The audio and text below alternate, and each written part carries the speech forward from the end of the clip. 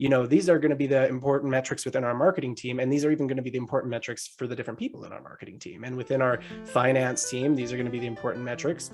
And within our, whatever operations team, these are going to be the important metrics. So I think that's like really knowing your numbers. Everyone says like, know your numbers. That's what we're trying to get into here is like, which numbers, which ones are the important ones to know. And it kind of depends on who you are and what kind of brand you have.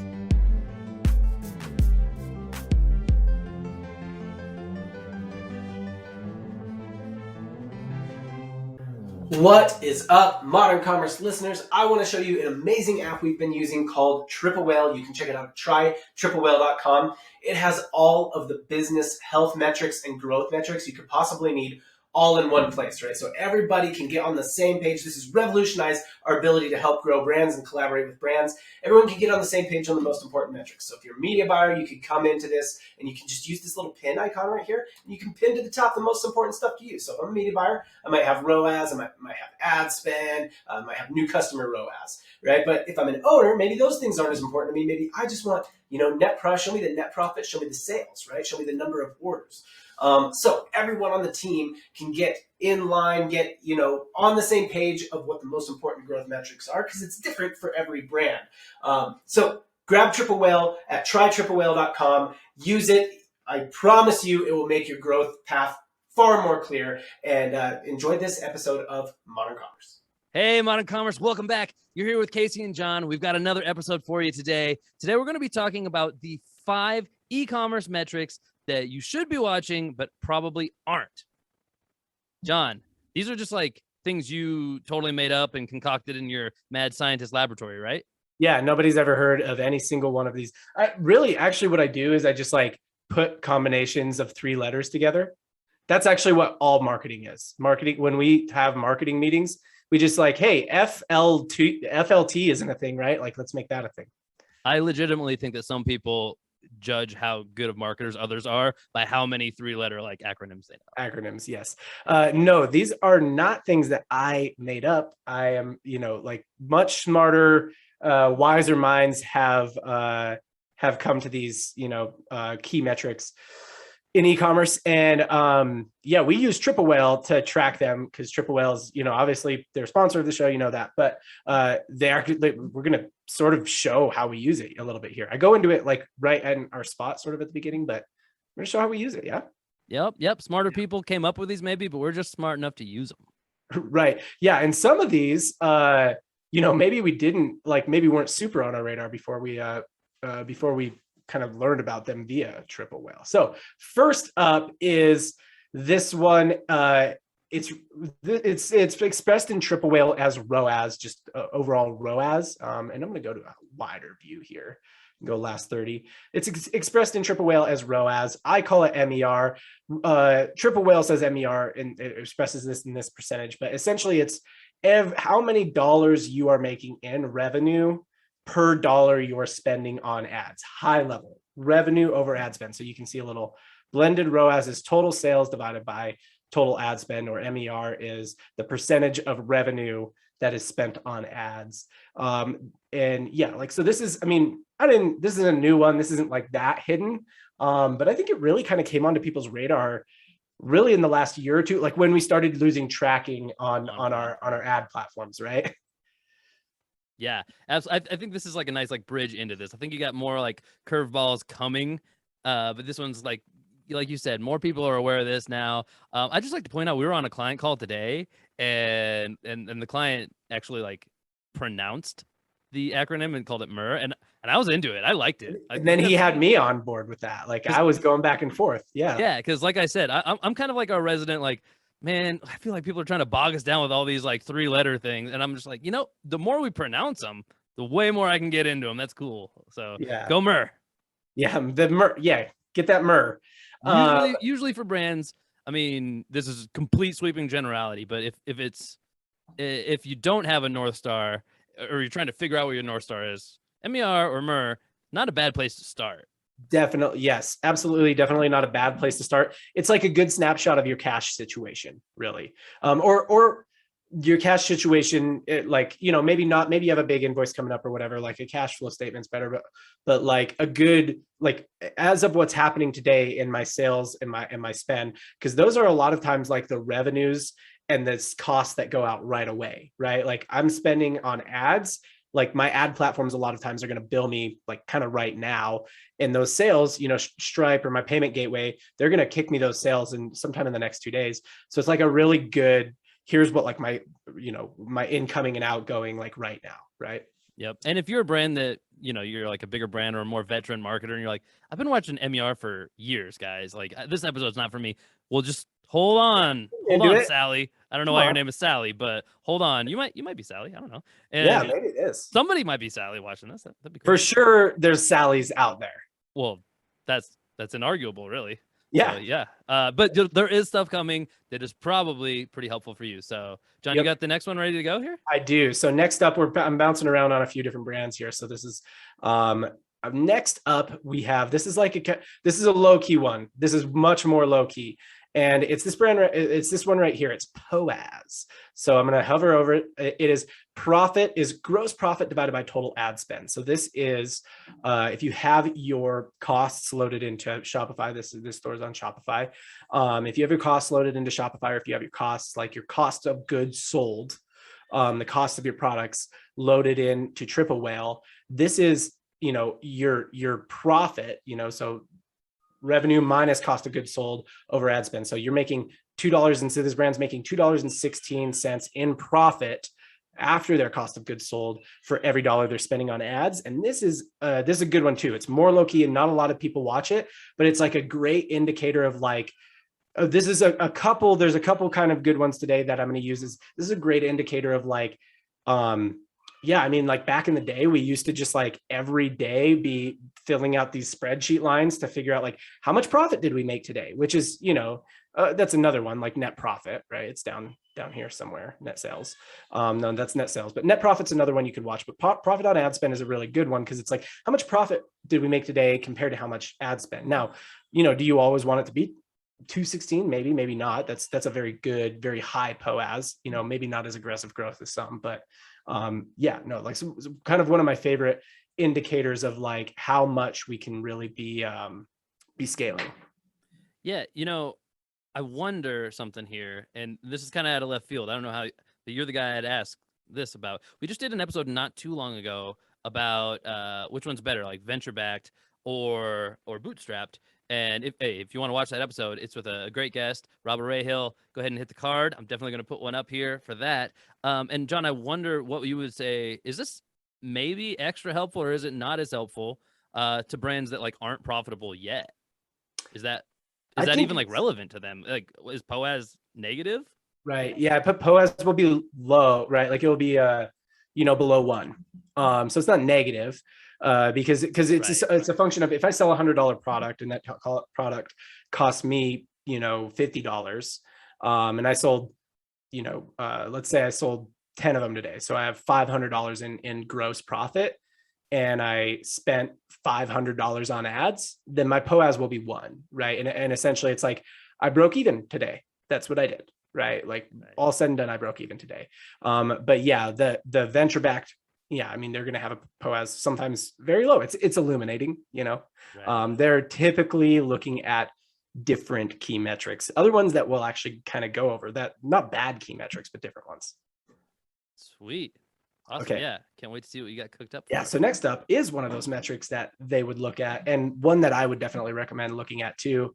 Not going crazy. So we went to one that's like pretty universal, one that's a little bit more low key, maybe a lot of people don't track. Now we're going back to another one that's relatively universal, but I want to make some key points on it. And so this one is just flipping stores here. Sorry, I'm supposed to do this while you were talking. That's a little bit of insight to how we roll. We're a very highly scripted program here. For anybody who's never watched this before, this is how every episode goes. Actually, we're not highly scripted. Yes, I'm always like, hey, yep, I didn't do that, so give me a second. Okay, so next one is, it's nothing crazy. Some people call it CAC, so CAC, cost of acquisition of a customer. I kind of like it, you know, I kind of like this version of it, NCPA. So new customer, new cost per acquisition, new customer cost per acquisition. So new customer cost per acquisition.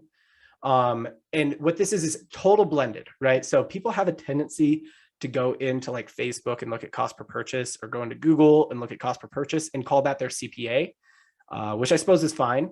But to actually, define, hey, no, NCPA or CAC, like what is our total right here, total new customers divided by total ad spend.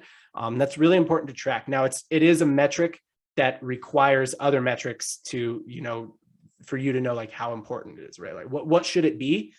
I don't know. I can't tell you that. But it requires some other metrics. So it could require, AOV if you're sort of like a single SKU brand, or if your LTVs aren't very, lifetime values aren't very high. I'm kind of getting ahead of myself. It could require this kind of average order value, right? So, hey, it costs us $79 to acquire a new customer, and the average person spends $41 in our store. That's pretty profitable. That's good.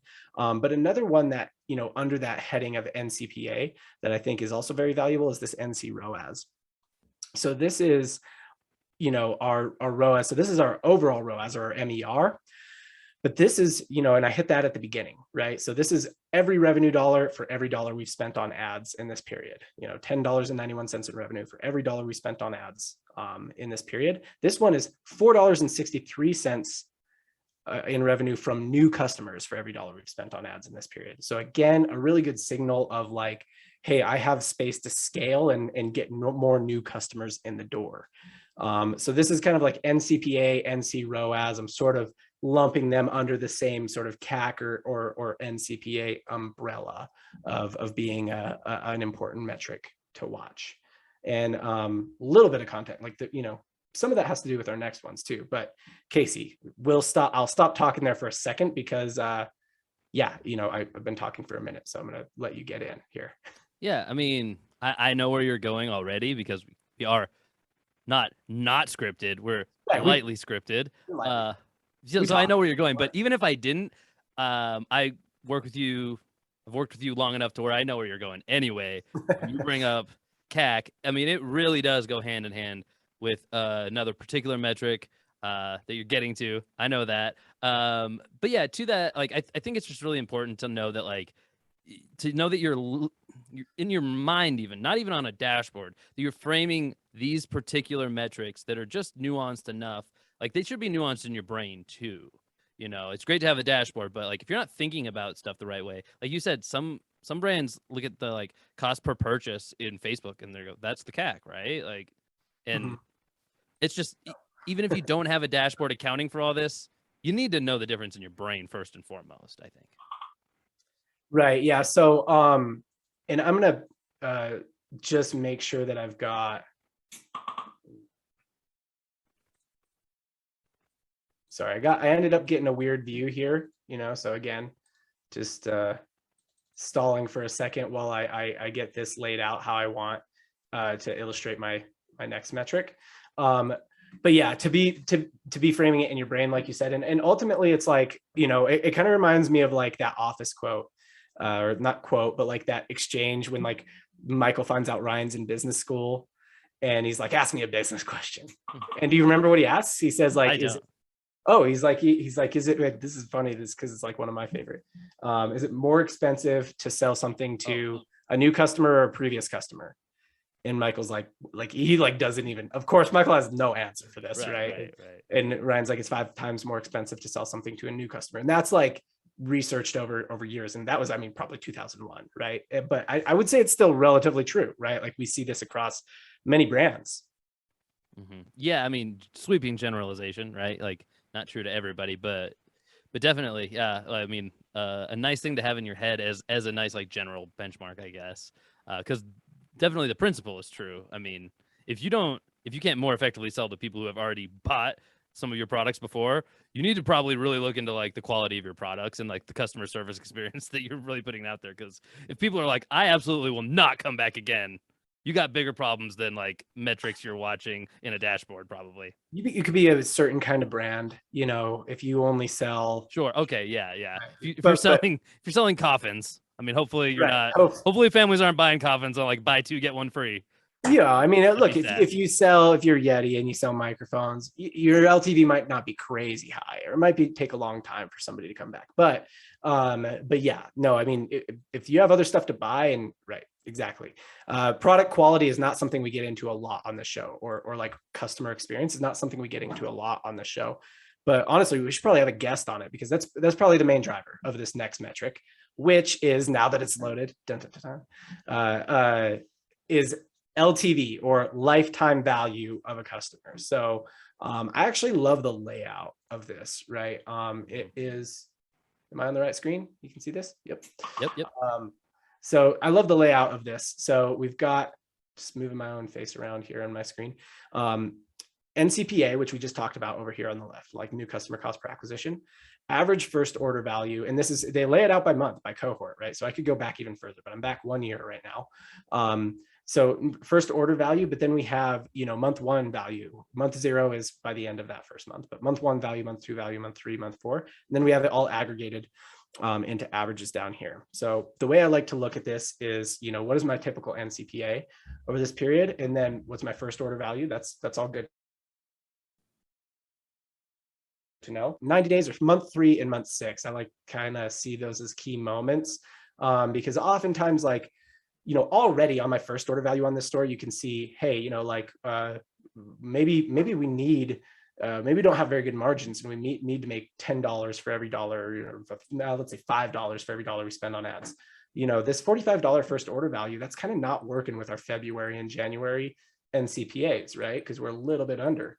But if we're buying against the month 3 value, it is working. And if we're buying against the month 6 value, we're definitely profitable. And then, we're even more profitable on from there, right? So CPA versus LTV. And this isn't, I'm not like, I'm not burning down any like new ideas here. This is something that a lot of people know and have talked about. But just, it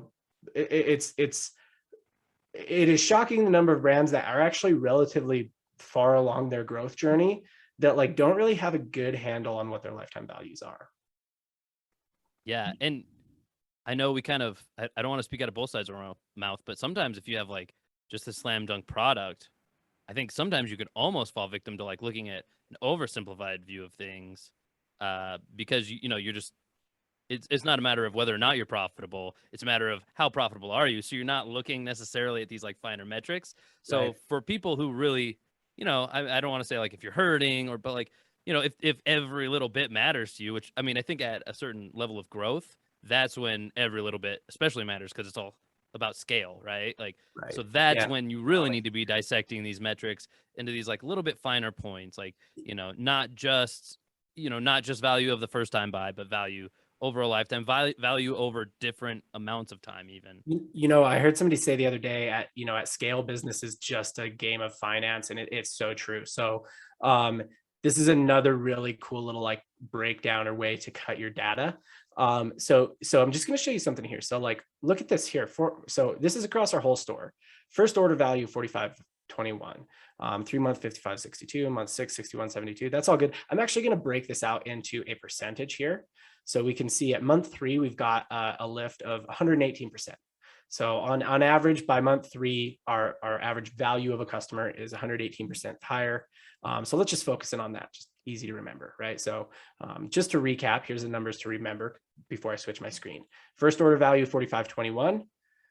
Month 3 lift, 118%. Now this is another little way to like kind of give yourself some growth breakthroughs, and figure out, hey, where could I actually more efficiently spend my dollars instead of just trying to optimize on ad platforms all the time.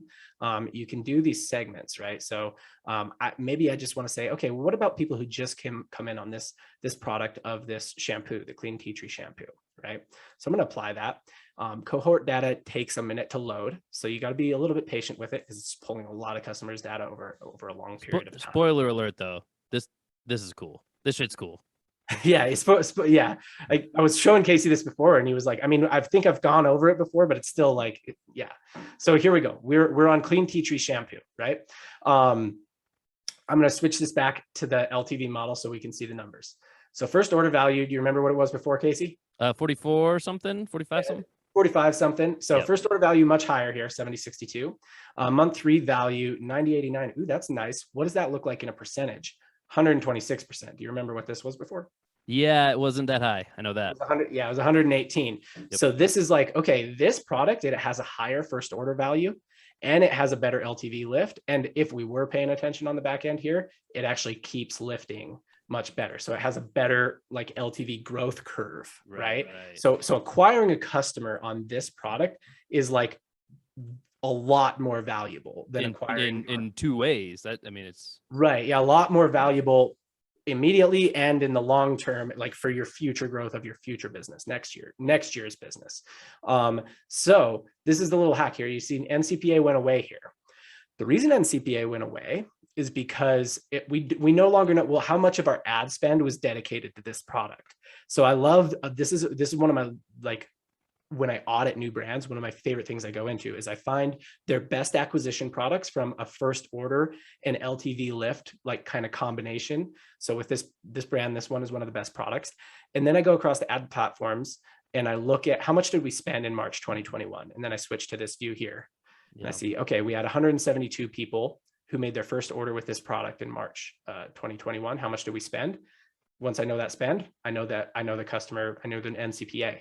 So spend on that product that I found via my ad platforms divided by the number of customers. So I can actually figure out what is my CPA on this product, right? So in finding my best acquisition products on a value standpoint, and then going and finding, okay, which ones of those have the best CPAs to go with that acquisition value, then it's like, okay, let's focus our acquisition spend, our paid dollars to acquire new customers on these products, and that will both grow our business now because we'll acquire more efficiently, we'll acquire customers more efficiently and more profitably, and they will be more profitable long term. It'll grow our business long term too. So it's like, it's kind of a 4-point play, if you will. Right, exactly. I'm glad you steal and score. Yeah, I'm glad you put it into that perspective. And yeah, how, in your experience, how often is there a double win available for brands who haven't been looking at this? Because even a single win, if it's a big, it could still be insightful to find out, like, oh, I had no idea our LTV on this product is so high. Even if the first purchase isn't high, you still might want to lean towards that. But that double win is, I mean, that's sexy. How often do you think that happens? Yeah. So especially with brands that have let's say over like 20 products, 20 like legitimate acquisition products. If they've got like, look, you know what, like we can only really acquire on these 3 products. A lot of times they've got the economics of those products worked out pretty well, right? If they're advanced. I mean, often is a weird term because like that also has to do with what kind of brands that I work with. And how many brands and how many brands we work with and stuff like that, right? So if they're along a certain growth path, if they're $10 million. But this isn't something you've seen once, is what I'm getting at. Oh no, yeah, it happens quite often, like very, very regularly. And especially if there are quite a few products. I want to make one more point too. I think it's really easy, especially as we get more analytical. Essentially, this whole show is about analytics, right? As we get more and more analytical, we kind of forget the human element about people.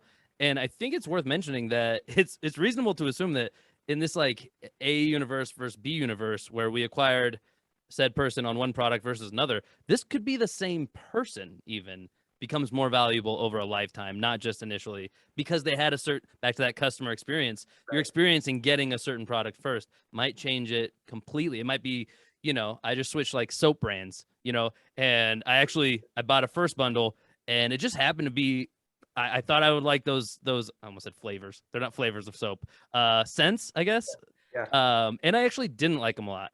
And just because of the business we're in, I chose not to like punish that brand and be like, I'm never buying from them again. I'm like, no, I made a bad choice of which bundle I bought first. I'm going to give them another shot. But I think a lot of people would just be like, I'm done with that brand now. Right. And had they picked a different package that they would have liked, but a different bundle, then their LTV is higher. So I think this speaks directly to that. It's a great point because think about if you're, any kind of personal care, fragrances, scents, food and beverage, food and beverages is huge. And we see big discrepancies. Apparel, I've bought plenty of apparel, right?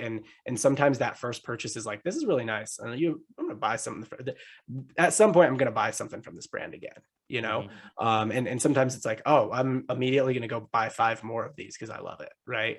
And sometimes it's like, I don't know, I don't really love it, I don't hate it, but I don't love it.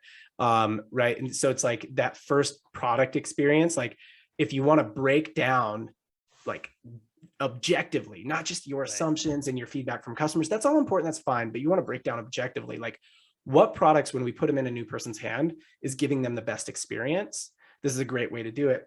Some of it is practical too. So that brand that we just looked at, for example, they sell like soaps, shampoos, they sell fragrances, they sell like hair product, stuff like that. I mean, it's very practical that something like a shampoo, what we looked at there, is going to have a higher and faster LTV than a fragrance because you run out of it quicker.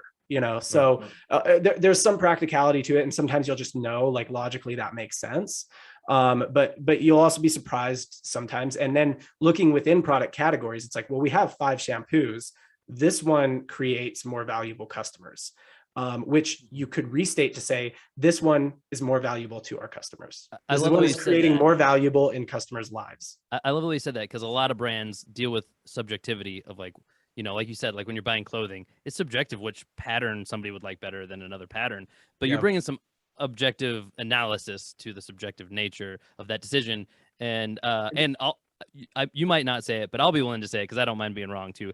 I think sometimes owner operators especially can be a little bit too quick to the trigger to like change their mindset about something because of like a very small amount of feedback that in the large scheme of things doesn't mean anything. And we see that even in like, it might be in a Slack thread where somebody goes, we're getting a ton of negative feedback on this thing, guys, we got to change this. And then we go look for ourselves and there's one like not like super flattering comment on the ad or something. And you're like, really?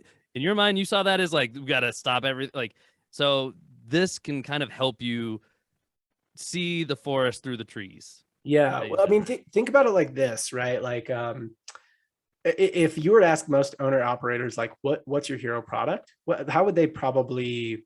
They're probably going whatever makes the most revenue. Yep. Yeah. These ones are most popular. But that, like, what's most popular could be driven by other things, right? Like it could be driven by really what gets advertised the most or what gets the most eyeballs. And maybe that's because it gets the best returns or whatever. But maybe you have another product that actually gives customers like a better first experience. And, if you actually look at the data on it, it's more of a hero product over 3 months or 6 months than your most popular product. Right. And if that's the case, then like probably giving that a little more attention on the advertising side, like putting some more time into developing creative for that product, putting some more time into seeding it to some influencers, stuff like that, could really like create that step growth in your brand and your business that a lot of brands are like looking for, right? Like a lot of brands are not looking for like, I want to be on my growth track that I'm on now. They're like, how do I get that like step, that bump, right? And that's the kind of stuff that does it.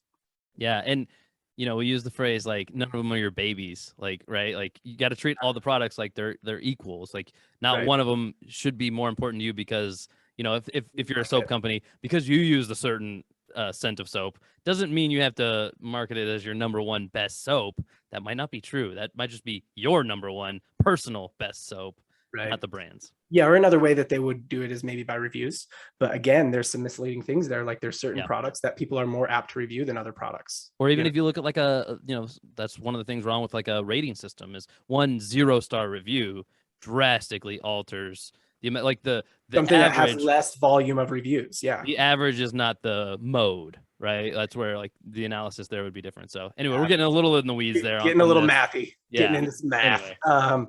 Kyrie's would be proud. Oh, little high school reference. We should start jumping around or something. Yeah. So, okay, last one. We're to the last one now. Last one's a nice, simple one. Good media buyer metric. It is RPS, or as the affiliates say, what? EPC. EPC, yeah. Yeah, your epics. So RPS is, I'll hover over it. Revenue per session is sales divided by session. So it's the amount of dollars you make per session or per click per person on your website. So this brand makes, for every person who visits their website, they make $5.60. There are two reasons this is important. One, because at the end of the day, media buying, like if we're really getting simple about it, media buying a lot of the times, especially on an offer, right? Like where it's like, we got to make good returns on that first purchase. Media buying is about CPCs and EPCs, CPCs and RPS. How much does a click cost? How much is a click worth? Yeah. Just because I don't know if you've said it completely. RPS is EPC. Yeah. You did say it at the beginning, but just to reiterate it, same thing. Yeah. RPS, EPC. If you're an affiliate, you'll have known this as EPC, but the e-commerce folks call it RPS if they never had an affiliate background. The other reason I like RPS, and I actually like, if we're getting deep, like if we're putting on our scuba gear here, even looking at RPS by like page or by like optimizations that you're making, right? So we're testing a new offer, we're testing a new bundle, we're testing a new landing page, we're testing new pricing. Looking at RPS on that test is the right move, right? The wrong move is looking at conversion rate or average order value. Yeah, I was hoping you would bring something. I was wondering if you'd bring this up, because that's what I was going to say. Is you're calling it this media buyers metric. I actually like it because that's true, but it's also not just a media buyers metric. I think a lot of this is kind of the language you use, right? Like we kind of see landing pages being within the media buyers realm of control, but I don't think that's universally true. I think a lot of people, the media buyers, like they maybe not say this, but like in a way it's like shut up and run the ads, and there's somebody who kind of like whether it's a developer or a branding person who, the pages need to look a certain way, things like that. You can still, with that mindset, not be running ads and still try to optimize for RPS there. Right. It's still a good North Star for that person, as opposed to certain other metrics, like you're saying, that can be kind of seem like the right thing, but probably not.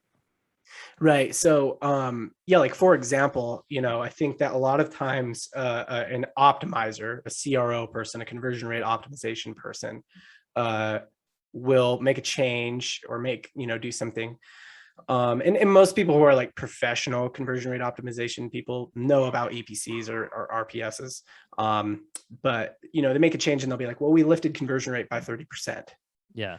Great. But if you dropped AOV by 50, if you dropped your average order value by 50%, you actually make less money per click then. Right. And this is actually a great metric to go over last, because it kind of encapsulates all the other ones we talk about. Right. Because, if you're not looking at maybe this is as simple as reordering products on a collection page or something. And, if you're not also watching, this kind of helps you keep POAS in mind, I guess. Right. For like, if you just put the product that maybe converts the best, but you make the least amount of profit at the top of a page, isn't that really the best thing overall? No, you this kind of helps you keep that POAS in mind using RPS. Same thing with, if you're using Tripwire products kind of that are highly convertible, that might look great. But if that Tripwire product never really leads to like a higher LTV, because coming back to like product value or customer experience, if that product isn't actually a good Tripwire product, it's just easy to like sell people on, then that's not helping you either. RPS would help you avoid that mistake.